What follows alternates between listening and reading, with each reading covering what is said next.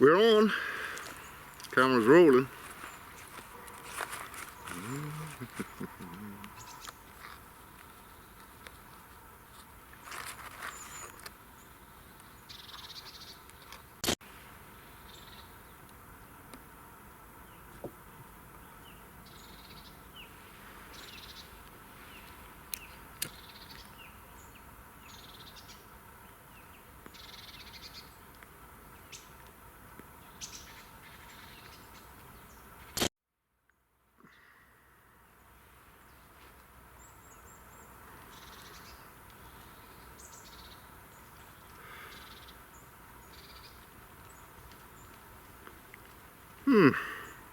Oh, hi there.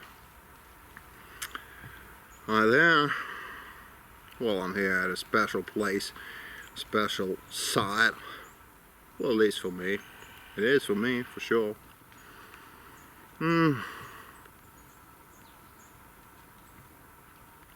Some of you might remember this site because, well, that was a long time ago, at least it feels long time, and certainly a lot of videos ago. So I think that was one of my first videos I did.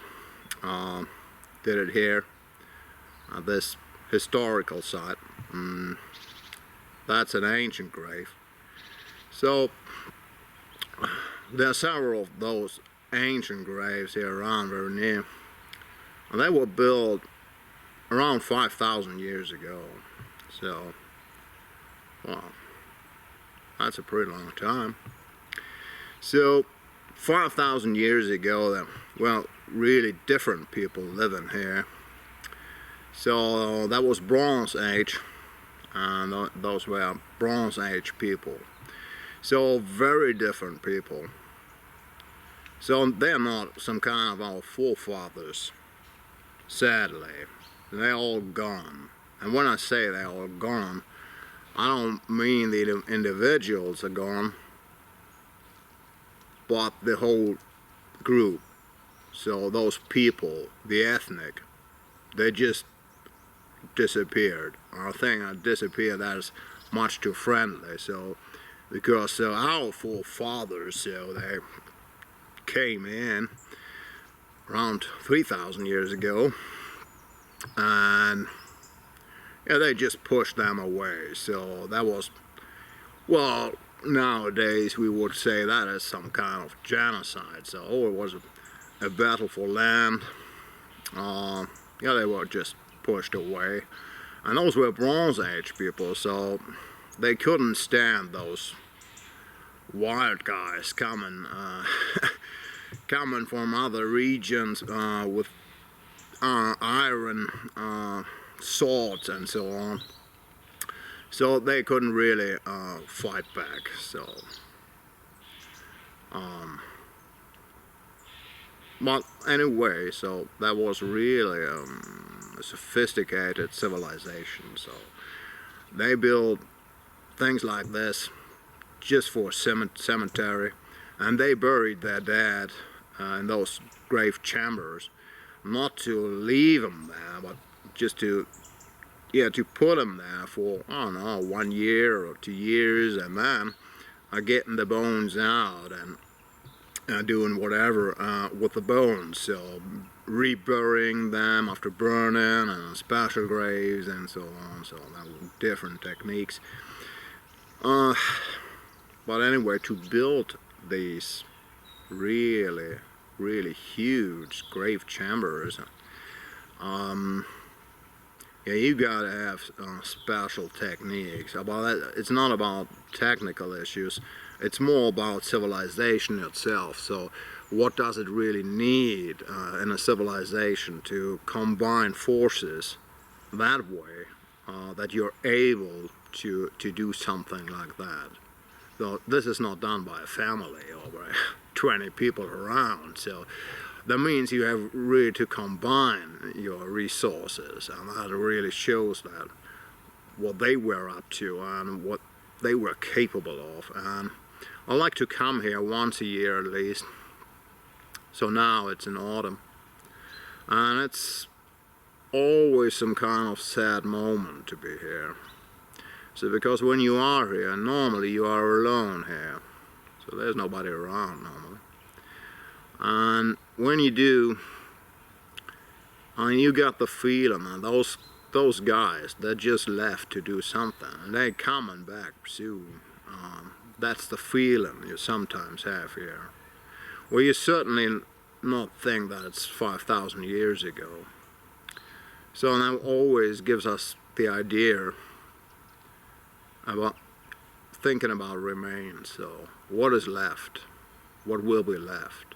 So they're all gone. They all just disappeared. And all that's left, that's remains. And perhaps not even memories, because we don't share their memories. We don't know anything about that. We don't know what they dreamed of. We don't know what they were up to, what their ideas really were. So yeah, it's mainly the remains. So, and they are just too heavy to disappear. So what they did, that was too, I don't know, had too much gravity, or wherever you want to put that. So however you want to put that, it just doesn't disappear. And that's something that is impressive to me. Yeah, I don't know. So I'll come here to get my thoughts clear, reconnect in some ways with the landscape, with history, and so on. Yeah, just being clear about some things. So, all right, enough of that. So talking about remains, so brings us to Three Nuns. I don't know. Yeah, Three Nuns. That's a legend. We all know that. I don't know. Is it some kind of remain of an older generation of tobacco? I don't know, but it's still was certainly still one of the best tobaccos on the market, I think so, at least for me and for many other pipe smokers. It's a legend, and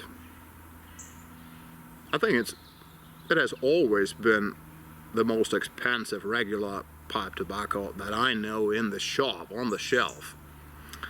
Yeah, maybe sometimes there's another tobacco up to that, or a special edition or something like that, but for, yeah, regular price. So now I want to talk about the normal Three Nuns, whatever that is, because we all know Three Nuns that changed a lot. So it was originally, well, seems old like the time itself, and originally was produced by Bells, and then by British American Tobacco, and then went to Orling, and then to McBaron. So now it is done by McBaron. The recipe changed several times. So it was done with Perique originally, and it's done now with Kentucky tobacco. But I don't want to talk about this one. I call this one the original, so it's not the original because it's no longer done by DeBell, so it's done by McBaron. But anyway, that's the Three Nuns we know. So, and yeah, it says none nicer. So, so because there is already a video about Three Nuns that I did in a monastery. Three Nuns in a monastery. So I'm talking about this Three Nuns on the other video, so perhaps I'll put a link down the bucket so you can find it easily. So, but I show you the tobacco at least, and just do that for the comparison with Three Nuns tobaccos that came up some month ago, produced by McBaron. So first thing you realize when you open that and you just touch that, I always think something is wrong, because it's very dry. So it comes dry. It comes dry. So, well, yeah, that's just the way it comes. So, and that's all right. So, yeah. you can easily detect the Kentucky and all those things. But I don't want to talk about this. We all know this this Three Nuns tobacco. So yeah, but as I said, some month ago, McBaron came up with 2 other Three Nuns tobaccos. So what I want to talk about is, so I want to give you a short review of that. There are already reviews about these tobaccos. Stuff and things. For example, I've seen dead reviews about both tobaccos. I don't agree with everything he said, but pretty decent reviews, of course. So we know he's a guy with a lot of experience in that. So, but I want to also talk about is it Three Nuns tobacco? So this is something that that I don't know is in my mind. So.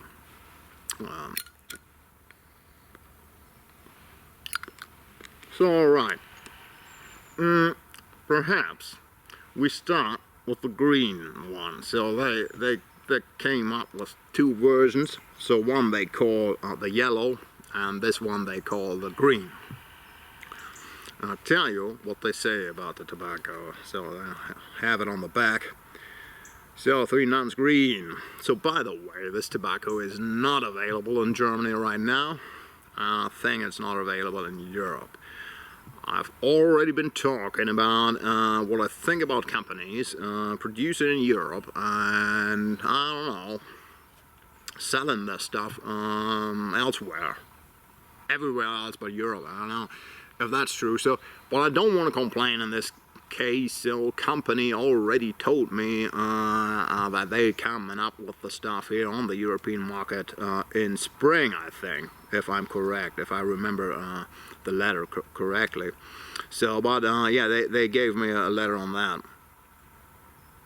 So, I'm just gonna wait patiently for that. So, anyway, well, let's see if it's really worth waiting. So, so the green one. So, what do they say about the stuff? They say that's hand sorted Virginia is the wrapper leaf of the blend. So the inlay consists of Perique, Virginia, and dark-fired Kentucky.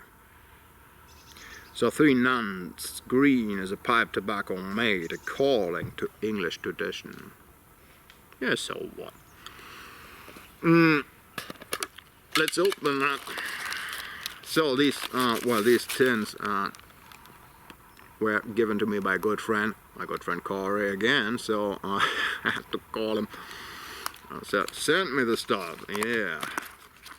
So, alright. So, first touch, it comes rather dry too. For me, it's not as dry as the original, which is not original, but as I said, I'm going to call that original. So, the really original Three Nuns, we all know that was made with Perique. So, but McBaron, they didn't do it with Perique. My guess is, so McBaron is a company, they're not really into the Perique, so they like to work with Kentucky stuff. So, and that's really what they're into, and they can do that, and nobody would ever doubt that, because they're really fine company. They're a fine company at all, but when it comes to Perique, especially when it comes to Kentucky, especially, so they're really into that. That's what they can do and what they did, and which is really fine. So let's see if they can handle Perique. So because in this tobacco, as we heard, yeah, they try to get a little bit back to the old side, perhaps. You just changing a little bit and just using some Perique. Alright, so show you the tobacco. Come on, do it. So, alright. Well, just something about the packing. So the packing is not really precise. So for tobacco, high-class tobacco in this price range, I think we could expect a bit more carefully packing. So some of the coins are already done, they're already broken. So yeah, so no doesn't really matter. So because you break them anyway normally if you put them in a pipe. So, but it's the same if you, I don't know, you gonna get something to eat, a cake or whatever, and they just throw it on, and they say, well, you're gonna bite that anyway. So well, it's a little bit the same here. So no matter if we crush them, if we put it in the pipe, it would be good to have it nicely done. Anyway, I don't want to complain about that. So it comes a bit broken. So anyway, so yeah, what about the smell? So the smell is different, of course, because, you know, well, it is different, but not that different. For me, there is a hint more of the Virginia, and just an underline of Perique. So it's not really heavy Perique. So that's not what we're talking about here. So I don't know. They just give a hint of that. Let's say that. And it also looks like that. Well, you can see it's not that dark. Show it again. Yeah, so but it looks nice. So you can smell a little bit of Perique, but it's not too much. And you can certainly smell the Kentucky. So brings us to smoking the tobacco. Oh, it's easily packed, everything is alright. So there are different methods in packing those tobaccos. So I normally just, so before that I used to rub that out, as I like with the flakes. So but last few years I like to just grab them and just drill a little bit between 3 fingers, and then just try to drill it into the bowl. So main thing is, or important for me, is that they twist it into each other, so, and then gives a good burning. So that's what I'm up to when I pack the tobacco. Yeah, anyway, you light that up, and I think it's pretty nice. So it is sweet. I think it's even sweeter than, so it is sweeter, I'm pretty sure, than the original Three Nuns. There's something about the Virginia they use here, and the Perique is just underlined. And I think the reason why you get less strong notes, pepper notes, those things we used to have from the Kentucky. So that is obviously because they lowered the amount of Kentucky for the Perique. So we get some raisin notes, some leather notes perhaps from the Perique, but it's not really Perique tobacco. It's nothing comparable, let's say, to Cabby's mixture. It's far from that. So you get Perique notes, but that's, well, it doesn't hit your face. So not in a good way and not in a bad way. So you have to, I think you have to watch out for that to detect that, really. And I think that's, I think that was one of the points that Stefan thinks I also mentioned. I can't remember really, but for me it's like that. Nevertheless, it is good.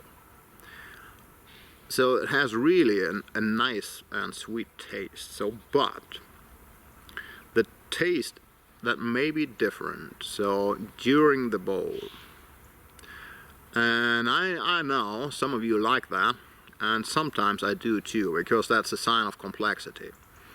But I'm not so sure that I really like that all the time. So, well, you know, when you light it up and you got some really nice notes, and you have a nice smoking experience, and then suddenly it changes into another direction, and it really does, and you can really feel it, and you suddenly think, well, is it still the same pipe I'm smoking?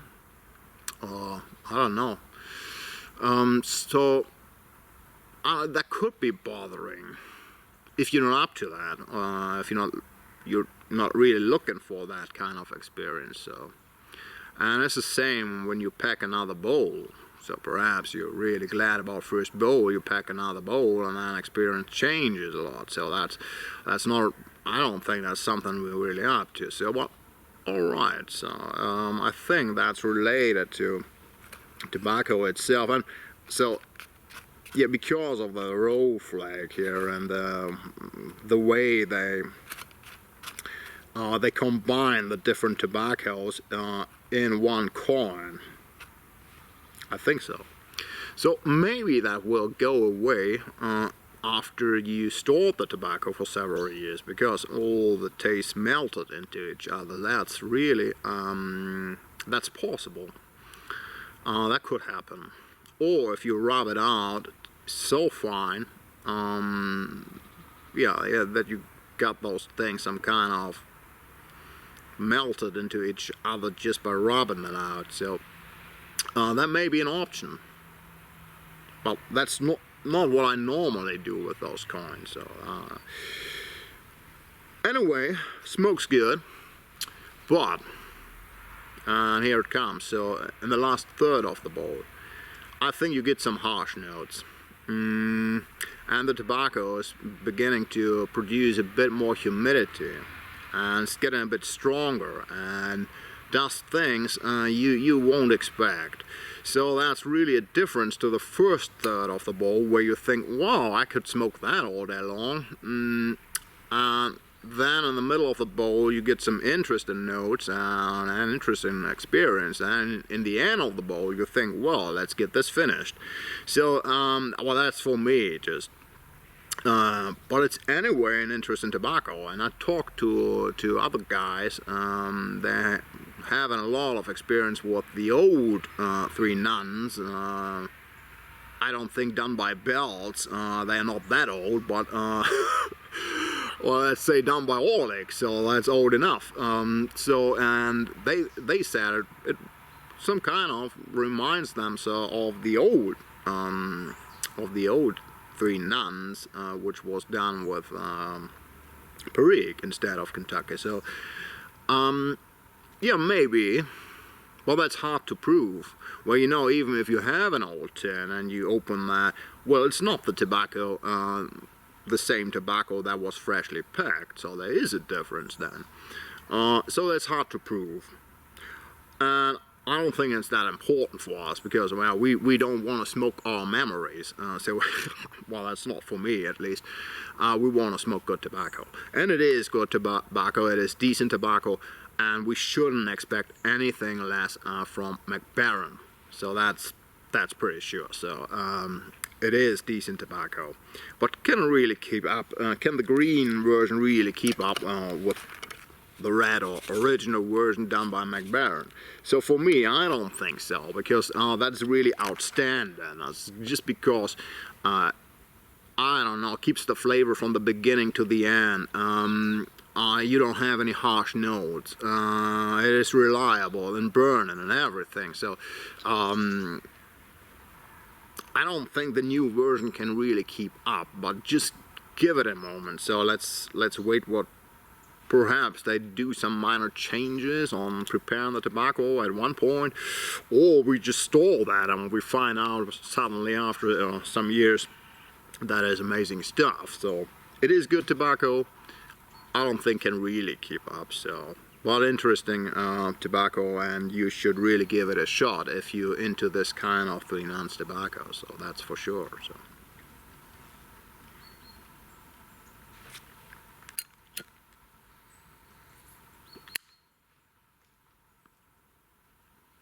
Brings us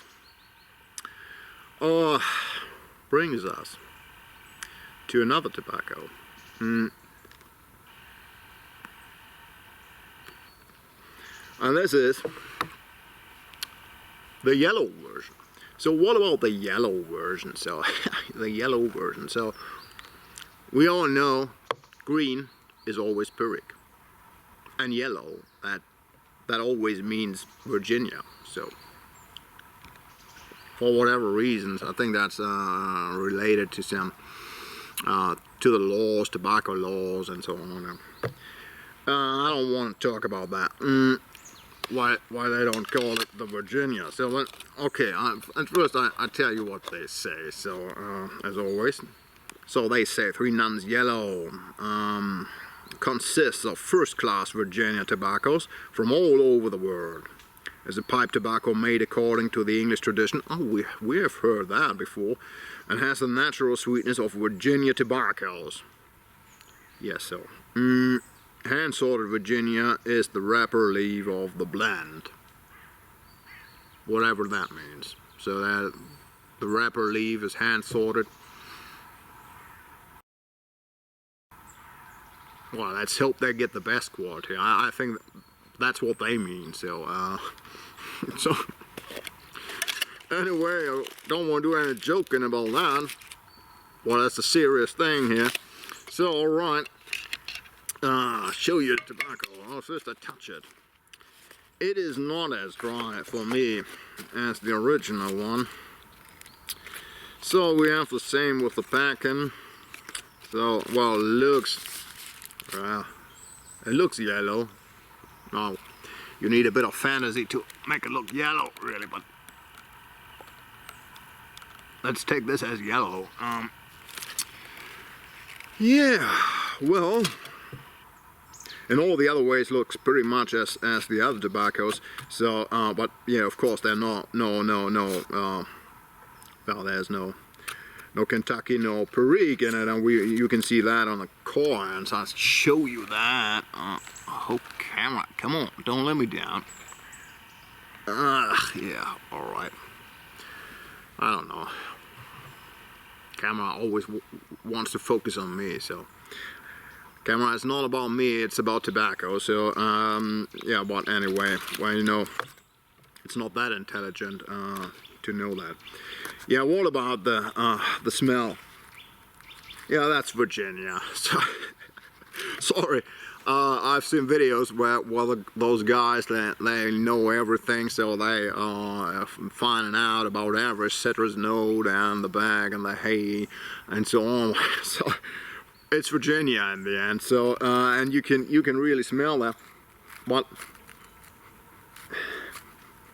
nearly no hay note. Let's say that. So yeah, and it already smells very sweet. So when it comes to those Virginias, normally you can find out very easily if that's gonna be a sweet one. So that's gonna be a sweet one, and it is. So same here, packs easily.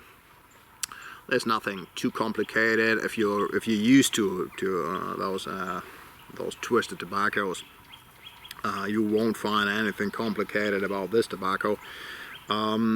So you can light that up, and I think from first moment you really taste the sweetness, a little bit honey-like, and doesn't really make us wonder. So because produced by McBaron, they like the honey note for sure.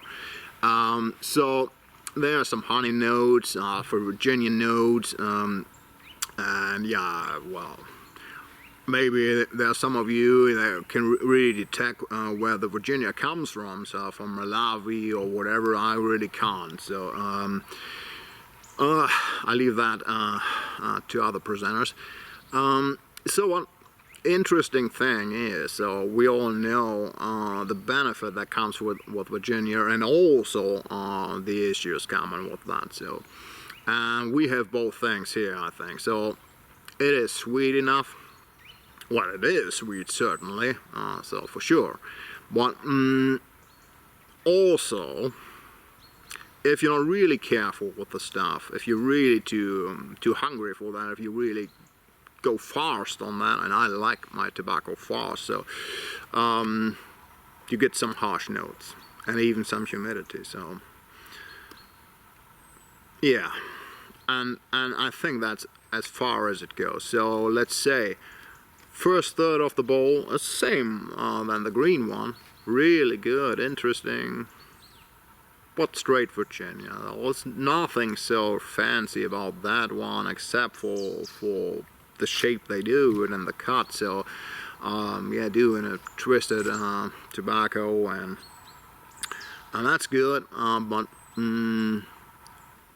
not sure that we really need that. So many Virginias from all over the world then twisted and produced, complicated, and with a hand sorted wrapper. All right, I understand that is, well, it is, there are many reasons to do that. So all right, straight Virginia, producing in that way, okay, it's good tobacco. So, but I think in a second third of the bowl could be a bit boring because it's in the end Virginia, and third, so the last part of the bowl, yeah, that's, I think that's even a bit difficult. So I heard from many guys they had problems with that, sharp notes, tongue bite, and so on. Wasn't so much for me, but the quality can't really stand, I think, to the last 10% of the bowl, and that's something I would expect when I get a tobacco that complicated done by McBaron. So I would appreciate that for sure. I don't think it's absolutely done, but it's a Virginia, so same here. We can store that, and we can just I don't know, forget about that for several years. I say, well, let's start with 1 year, so some kind of after finish or something like that, and then perhaps another 10 for 4 or 5 years. I think that should do the trick, and I'm pretty sure that would be wonderful tobacco then. And it's even decent tobacco now, so it's not a bad tobacco. But as I said, we won't expect any bad tobacco when it comes to McBaron, because that's a great company and they really know what they do with those roll flags. Yeah, so brings us to the question. Now that's really a question for me. Why does a company like McBaron do something like that? So producing new tobaccos under a different brand name. So, well, we all know it's McBaron, so why don't they produce it as a McBaron? So they have wonderful stuff, and they have wonderful tobaccos, and old classical tobaccos, let's say the Dark Twist, one of mine, that was Stockton. So great tobaccos. So why not just put up some new tobaccos, 2 new tobaccos, without calling them Three Nuns? So I'm not sure about that. So maybe the idea was about the green Three Nuns. So maybe that started everything, and they said, well, so many guys say, where's our Three Nuns with the perique and so on. But we're not really into that. Let's give them something. Let's produce the Three Nuns with a hint of perique. You just to bring up old memories or whatever. So right, they did the green version. I understand. I'm not really happy if there's a tobacco like Three Nuns that is a legend, and suddenly, just, I don't know, there's a little sister coming and pushing that a bit away. So I'm not sure that's a good idea. So that was really a single tobacco Three Nuns, and you see all the issues coming up with that. We don't know what to say, the original or the original by McBaron, which is not the original, the tobacco formerly known as Three Nuns by Bells. I don't know, so that brings all the issues with that. But all right, in the end we want to smoke the tobacco. I understand that, but I don't understand why they do it that way. Okay, let's say there's a reason for the green version, and they say, yo, well, let's have the original here, and let's have the other sister tobacco nearby. All right, but what about the yellow one? So I'm not pretty sure. What is Three Nuns? Where's the Three Nuns in this tobacco? In this tobacco? So where are the nuns? I don't know. Why is that Three Nuns? So I understand the green one So they say, yeah, well, there's a bit more to the original Three Nuns, so that may be called Three Nuns. But how about this? I don't know in which way is this Three Nuns. This is well, that's a Virginia tobacco. So if you want to compare those tobaccos on the scale of the taste, what you're going to do is, let's say I need a third hand.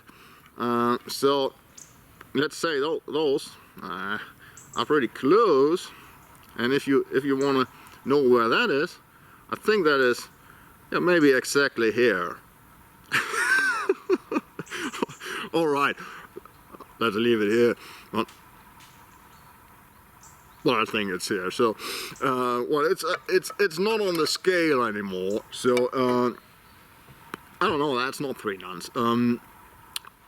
Well, I think probably it's just about the name, using the name, and it's I don't know. It's an important name. It's I don't know.